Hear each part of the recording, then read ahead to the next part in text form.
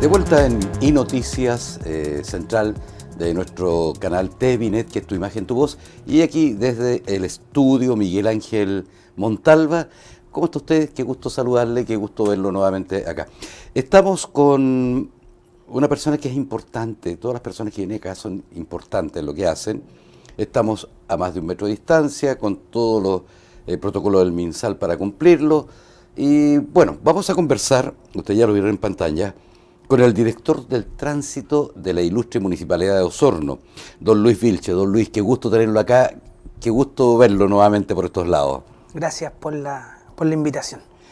Oiga, a ver, este año y el año pasado, ya de marzo para adelante, ha sido muy complejo con respecto a lo que es su trabajo también, de ver todo lo que se tiene que ver con el tránsito aquí en Osorno. Vamos por partes. Los permisos de circulación. ¿Cómo va eso? Sí, a ver, sí, el año pasado fue un poco más complejo el tema de los permisos de circulación. Recuerden ustedes que el año pasado justo nos encontró en la primera cuarentena, que fue el mes de marzo del año pasado, y ahí se generaron prórrogas para el pago de permisos de circulación y lógicamente el municipio en el mes de marzo no recaudó lo que teníamos proyectado recaudar. Pero sí se cumplió, digamos, al fin de año porque todas las personas, digamos, pagaron su permiso de circulación, no en marzo, pero sí posterior a ese mes. Y este año fue un poco más normal. La verdad es que la recaudación, si bien estuvo un poquito más baja que otros años, estuvimos casi, digamos, a la par, digamos, con el año 2019, que fue el último año normal. Correcto. ¿Ya? De recaudación de permisos de circulación, así que podríamos decir que esperamos que de aquí ya en el futuro esto se vaya normalizando. Eso es bueno también para las arcas municipales. Exacto, de la recaudación que se logra, solamente el 37.5% queda en arcas municipales y el resto se va al denominado Fondo Común Municipal, que después se reparte al resto de los municipios. Y más o menos eso, porque mucha gente no lo sabe eso, piensa que cuando uno paga el permiso de circulación, íntegra la plata va a la municipalidad de... No, solo el 37,5%. Nosotros recaudamos en promedio 3.500 millones de pesos en el año, ¿ya? Y de eso solamente el 37,5% queda en la MUNI, el resto se va a arcas fiscales y después se reparten en los otros municipios. Correcto, y no ha sacado la cuenta de lo que usted generó, lo que queda y después lo que se devuelve, se acerca la... Lo que pasa es que el Fondo Común Municipal lo componen prácticamente todos los municipios más un aporte estatal. Y lo que llega al municipio es mucho más que eso, pero no hay cómo sacar una proporción respecto de lo que uno entrega. Porque son otros aportes, como le digo, también ingresos fiscales. Qué bueno. Pero por lo menos en ese lado, las arcas fiscales para la municipalidad, puede decir que para esta gestión... Permiso de circulación, este año volvimos, digamos, a la normalidad en cuanto a recaudación. Oiga, y con las licencias de conducir, ¿qué ha pasado con eso, Luis? A ver, las licencias de conducir es un tema un poco más complejo porque nosotros teníamos el año pasado una primera prórroga. O sea, todas las licencias que vencieron el año pasado se prorrogó para el año 2021, que es en el año que estamos ahora. Ya eso pasó el 2020. Pero el 2021 sucedió que volvieron a prorrogar esa prórroga hasta el año 2022 y las del 2021 también al año 2022. O sea, ese escenario complejo para los municipios del año 2022 porque se van a juntar 3 periodos de renovación, 2020, 2021 y el mismo 2022. Por tanto, la cantidad de gente que esperamos que llegue el 2022 es bastante. ¿Y se puede hacer mientras tanto, por ejemplo, la persona que haya vencido su licencia de conducir y no esperar esta prórroga puede hacer el llamado a los vecinos es que, independiente de estas prórrogas legales, se dirijan de igual manera al municipio para que lo podamos atender y no se expongan a filas que yo proyecto que van a ser bastante largas el próximo año. Correcto, o sea, el llamado es que para que vayan, o sea, ¿cómo lo tiene que hacer? Las personas van, los atiende un funcionario municipal, a quien le indica que quiere renovar su licencia de conducir, le dan 1 hora, después va, se hace el control respectivo y se le entrega su licencia. Así de simple. Así de simple. No hay, bueno, para los primerizos son exámenes. Lógico, ahí hay más exámenes. Las primeras licencias siempre está el examen teórico, después el médico y finalmente el práctico. Pero estamos hablando ahora de renovación. La renovación es la que se prorrogó durante 1 año, en el caso del 2021 y 2 años en el caso del 2020. Correcto, ya tenemos solucionado, vimos los permisos de circulación, la licencia de conducir. ¿Y qué pasa con la seguridad vial? La señalética, los semáforos, eso. ¿Es resorte de ustedes como municipalidad, dirección del tránsito, por ejemplo, si hay un semáforo malo, repararlo, o hay empresas que están encargadas de eso? Sí, a ver, nosotros como municipio, una de nuestras funciones fundamentales es el tema de la mantención de los semáforos. Ya, la mantención. Hace un tiempo nosotros veíamos tanto la mantención y la operación. ¿Qué quiere decir la operación? Darle los tiempos a los semáforos. ¿Cuántos segundos tiene el verde? ¿Cuántos segundos tiene el rojo? Correcto. ¿Ya? Dar las prioridades de las calles. A ver, Avenida Maquena, lógicamente, tiene mayor prioridad que sus calles transversales porque circula mucha mayor cantidad de vehículos. Pero hasta hace 2 años atrás se estableció acá en Osorno la Unidad Operativa de Control de Tránsito. Ah, mira. Denominada, más conocida como la UOCT. UOCT, exacto. ¿Ya? La UOCT tiene hoy día como función la operación de los semáforos. Ya. ¿Ya? O sea, ellos son los que ahora dan la prioridad de los verdes, de las detenciones, y es un sistema súper entretenido, digamos, de manipular, porque en el fondo lo que hacen ellos es ver los flujos online, tienen cámara, ya. y desde la central ellos van dando más verdes si se requiere o generando mayores detenciones. O sea, eso hoy día se opera en forma remota, ¿ya? Cosa que antes nosotros lo hacíamos en terreno. Hoy día eso se hace en forma remota. Y el municipio solo se encarga hoy día de la mantención de los semáforos. Ya. O sea, estamos en constante comunicación con la Unidad Operativa de Control de Tránsito, y ellos nos dicen, hay un semáforo apagado, hay un semáforo malo, un semáforo chocado, y nosotros vamos y tenemos que reponerlo. Correcto. Ahora, con respecto a eso, ¿ustedes también tienen autonomía como para instalar un nuevo semáforo? ¿Cómo es eso? A ver, ¿cómo ver el tema de los semáforos? Que siempre los vecinos consultan. Hoy día... para poder instalar un semáforo, primero tiene que haber una factibilidad, ¿ya? Una factibilidad técnica que la entrega la Unidad Operativa de Control de Tránsito. Hoy día, por ejemplo, un semáforo se justifica por cantidad de vehículos que circulan por ese cruce, por cantidad de peatones que circulan por ese cruce y por tasa de accidentes. ¿Ya? De hecho, es cruel la norma, pero así es. Si hay, por ejemplo, en el transcurso de 2 años una cantidad determinada de fallecidos por un accidente vehicular, se puede justificar la instalación de un semáforo. ¿Y no se puede ser proactivo antes de que pase eso, instalarlo? Sí, lo que pasa es que no es llegar a instalar. Una cosa es la factibilidad técnica, y otra cosa después es cómo se financia un semáforo. Y de un semáforo está costando alrededor de 80, 90 millones de pesos. ¿Ya? Instalarlo, uno. Instalar un semáforo. Un semáforo significa todo el cruce. ¿Ya? Eso para nosotros es un semáforo, todo el cruce. El último que instalamos, que fue en Buenos Aires con Avenida Rodríguez, correcto. Nos costó alrededor de 100 millones de pesos. ¿Ya? Entonces, después, lógicamente, o si no, instalaríamos semáforos en todas las partes donde se justifiquen. Pero el primer paso es justificarlo con las razones técnicas que le indiqué, y posteriormente es buscar el financiamiento. Y puede ser financiamiento municipal, o también se puede buscar a través de financiamientos regionales. Ya, correcto. Eso con respecto a los semáforos. O sea, no es llegar y, pucha, aquí me parece que va a haber un semáforo y va a estar ahí. No. Desgraciadamente tiene que justificarse a lo mejor con personas fallecidas por alto flujo. Me imagino que hacen estudio de flujo antes de ver. Se hace un estudio de flujo. En el caso de que si existe mucho flujo vehicular, se hace un conteo.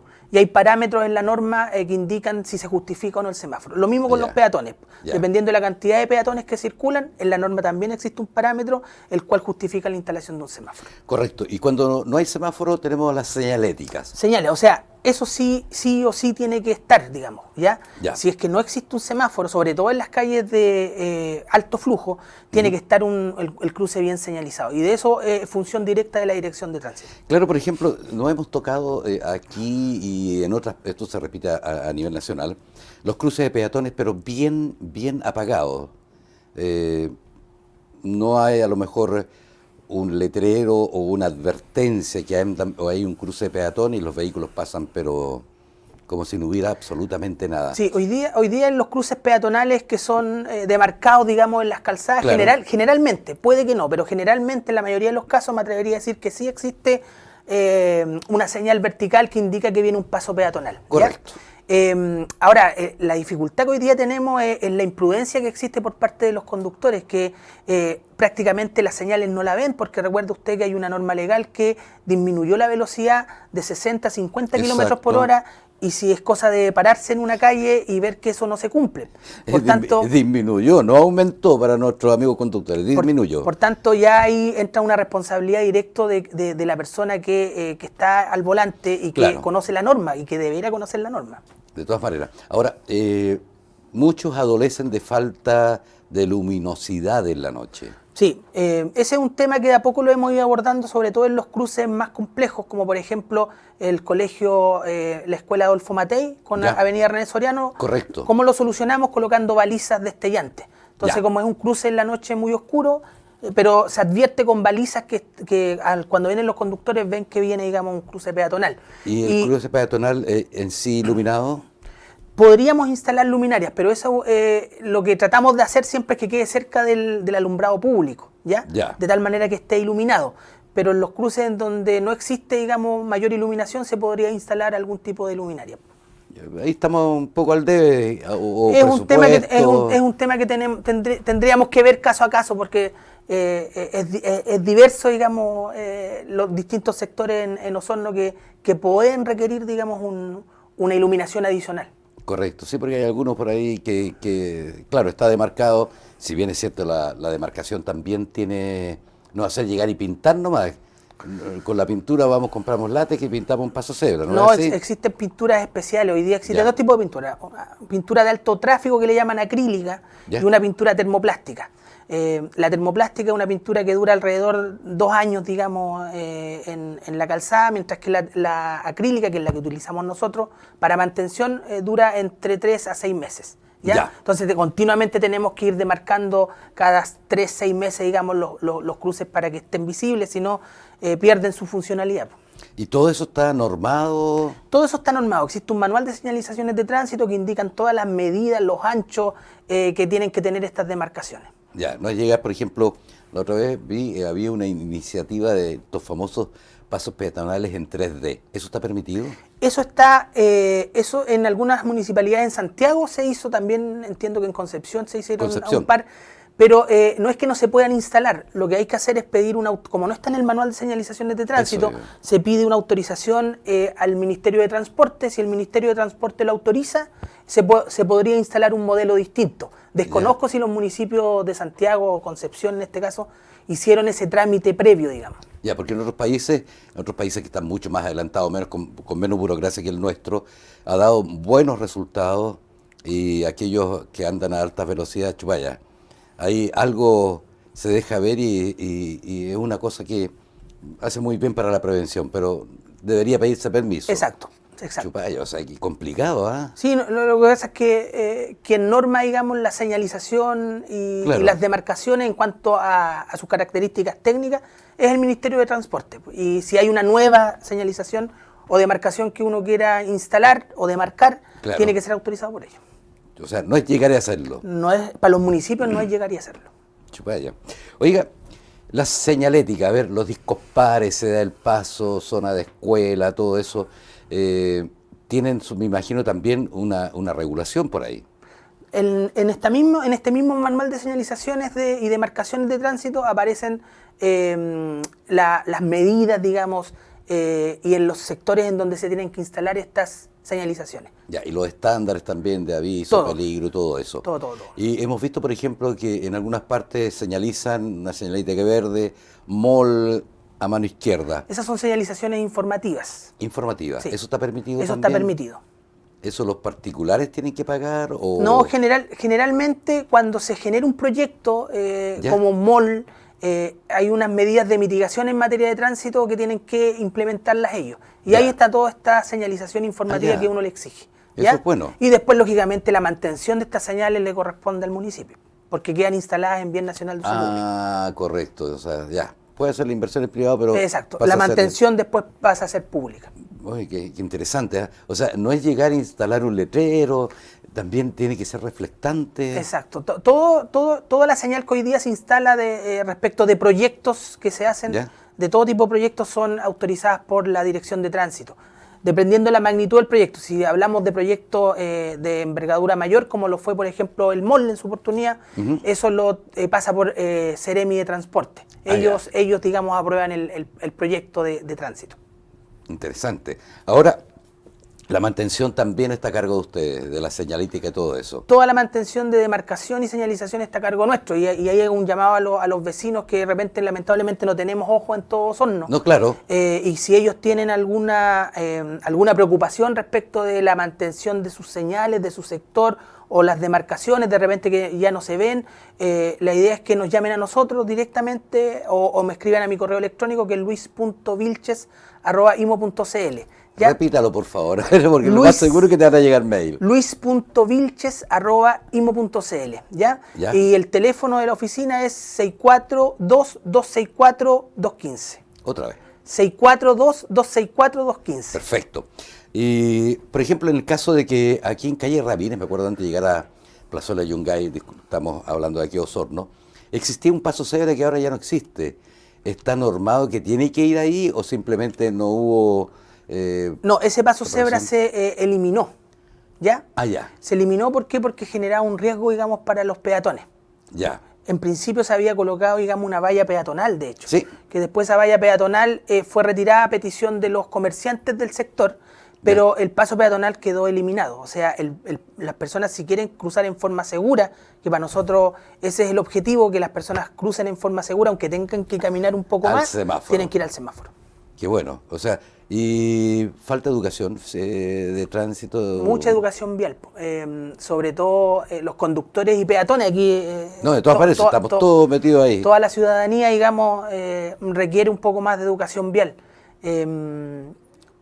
Así que el llamado, digamos, es para que las personas puedan interiorizarse de estos temas. Hoy día está la página de la CONACET, en donde están todas las normas técnicas, están todos los requisitos, están todas las sugerencias respecto de los conductores y peatones para convivir, digamos, de manera más normal en esta red vial que es gigante. Correcto. Bueno, ahí vemos que podemos hacer también nosotros como canal, cómo contribuir también a la educación vial. Luis, te queremos, o sea, no te queremos, te agradecemos tu presencia acá, nos dejaste clarito y tu llamado a la gente que se está viendo como peatones y como automovilistas. Sí, o sea, el llamado siempre lo hacemos en el mismo tenor, que se respeten las señalizaciones de tránsito, que si tienen algún problema se dirijan a la dirección de tránsito. Yo generalmente atiendo a todas las personas que van a mi oficina, soy un funcionario público de puertas abiertas. Qué bueno. Así que el llamado ese, si tienen algún problema no duden en dirigirse a la dirección de tránsito, con gusto los vamos a atender y vamos a tratar de solucionar los problemas, y si el problema no nos corresponde, lo más probable es que los vamos a orientar para que vayan al lugar indicado. Perfecto. Luis Vilches, director del tránsito de la Ilustre Municipalidad de Osorno, estuvo con nosotros. Interesante. Ya volvemos con más noticias, así que no se vayan. Una pausa chiquitita, volvemos.